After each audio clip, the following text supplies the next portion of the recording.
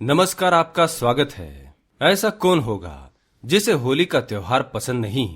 होली के रंग, उसमें बनने वाली मिठाइयाँ, रंग बिरंगी चेहरे, जैसे संपूर्ण संसार ही रंगों से सजा हुआ दिखाई पड़ता है। पर क्या आप जानते हैं, होली के रंगों में जितनी खूबसूरती और खुशी होती है, उतना ही कष्टदायी और अशुभ होता है होलाष्टक का समय। जी हाँ, होली से 8 दिन पहले होलाष्टक आरंभ होता है। इस वर्ष होलाष्टक फाल्गुन माह की शुक्ल पक्ष की अष्टमी तिथि से शुरू होने जा रहा है, अर्थात 10 मार्च से होलाष्टक का आरंभ हो जाएगा। होलाष्टक का समय बहुत ही अशुभ माना गया है। हमारे शास्त्रों में इन 8 दिनों के दौरान कुछ कार्य करने से वर्जित माना गया है, क्योंकि स्वयं भगवान विष्णु ने कहा है होलाष्टक के दौरान कोई भी शुभ कार्य नहीं करना चाहिए। माना जाता है कि इस समय में हिरण्यकश्यप ने भगवान विष्णु के परम भक्त प्रहलाद को कई प्रकार की यातनाएं दी थी और इन 8 दिनों में प्रहलाद को अनेक कष्ट झेलने पड़े थे।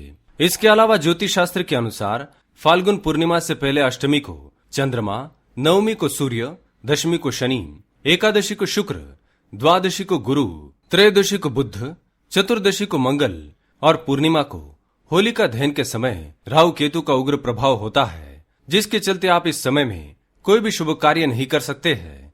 तो चलिए जान लेते हैं हमें होलाष्टक के दौरान कौन से कार्य नहीं करने चाहिए।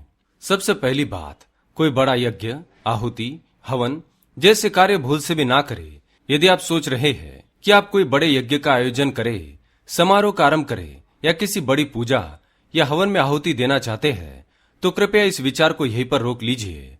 होलाष्टक के समय ऐसे कार्यों को करना वर्जित माना गया है। इसका विपरीत फल आपको भुगतना पड़ सकता है।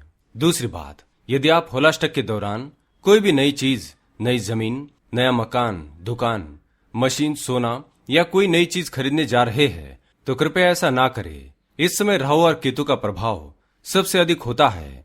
कोई भी नई कीमती चीज इस समय नहीं खरीदनी चाहिए, नहीं तो इसके अशुभ फल प्राप्त होंगे। तीसरी बात, मुंडन, सगाई, विवाह से जुड़ी रस्में, ऐसे कार्यों को करना भी होलाष्टक के समय वर्जित माना जाता है। यदि आप ऐसे शुभ कार्य होलाष्टक के समय करते हैं, तो ऐसे कार्यों में कई सारी बाधाएं उत्पन्न हो सकती है। ऐसे समय में जुड़े हुए रिश्ते भी कभी सफल नहीं हो पाते हैं। इसलिए शुभ कार्यों को होलाष्टक के समय नहीं करना चाहिए, जिससे उनके विपरीत परिणाम आपको भुगतने पड़े। चौथी बात, किसी शुभ स्थान की यात्रा या तीर्थ यात्रा इस दौरान कभी नहीं करनी चाहिए। माना जाता है कि होलाष्टक के समय की गई यात्रा कभी सफल नहीं होती और न ही इसका शुभ फल आपको प्राप्त होगा। होलाष्टक के समय को काफी कष्टदायी माना गया है, इसलिए इस दौरान आप किसी भी प्रकार की तीर्थ यात्रा करने से बचें। पांचवी बात, ये तो हम सभी जानते हैं, होली के सामने शादी, सगाई, मुंडन जैसे शुभ कार्य नहीं किए जाते हैं। इसलिए कई सारे मुहूर्त होली के समाप्त होने के बाद ही निकाले जाते हैं। पर कुछ लोग विवाह, मुंडन, सगाई में पहने जाने वाले कपड़े, गहने, कीमती भेंट जैसी चीजें इस दौरान खरीदना शुरू कर देते हैं। आपको बता दें कि जब होलाष्टक चल रहा हो, तब किसी भी तरह की शुभ कार्यों से जुड़ी चीजें कभी लेनी नहीं चाहिए। माना जाता है जो चीजें आप होलाष्टक के समय लेते हैं या खरीदते हैं, उनका आप शुभ कार्यों में प्रयोग नहीं कर सकते। ऐसी चीजें अशुभ हो जाती है, जिन्हें शुभ कार्यों में प्रयोग करने से इनका अशुभ परिणाम मिल सकता है। छठी बात, शारीरिक संबंध बनाना अशुभ कारक।